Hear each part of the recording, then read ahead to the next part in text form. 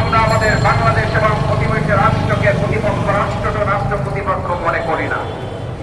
কিন্তু দুর্ভাগ্য হচ্ছে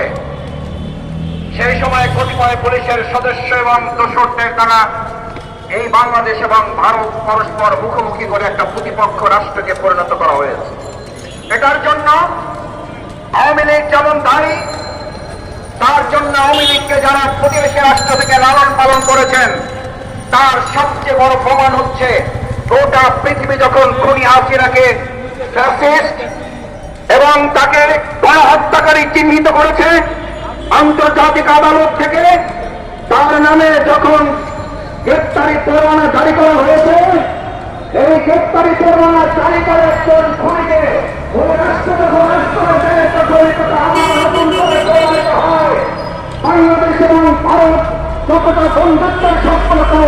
তারা এই রাষ্ট্রের একটা দলের সাথে সম্পর্ক করে এদেশের জনগণ থেকে বিচ্ছিন্ন হয়ে জনগণের প্রতিপক্ষে তারা পরিণত হয়েছে। সম্মানিত ভাই এবং বন্ধুগণ, বাংলাদেশ জামায়াত ইসলামী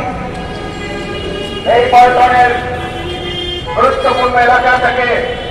বিগত 15টা বছর আমরা এটাকে একটা পবিত্র জায়গা হিসাবে বাইতুল মোকাররম, আমাদের প্রিয় জায়গা জাতীয় প্রেস ক্লাব, আমাদের বাংলাদেশের গুরুত্বপূর্ণ হাট হিসাবে খ্যাত সেক্রেটারিয়েট, আমাদের প্রিয় ঢাকা বিশ্ববিদ্যালয়, আমাদের প্রিয় ঢাকা মেডিকেল, আমাদের প্রিয় বাংলাদেশ প্রকৌশল বিশ্ববিদ্যালয়, এরকম গুরুত্বপূর্ণ এলাকার একটি জায়গা হওয়ার কারণেই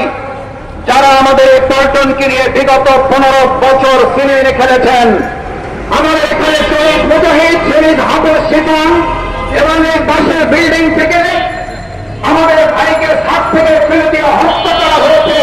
পল্টনের 1 ইঞ্চি মাটিকে বাংলাদেশ জামায়াত ইসলামী দুর্বৃত্তের হাতে, সন্ত্রাসীদের হাতে, বেবরদের হাতে আমরা ছেড়ে দিইনি। এটাকে নিয়ন্ত্রণ করে আমরা বাংলাদেশের কাছে হাতে রেখে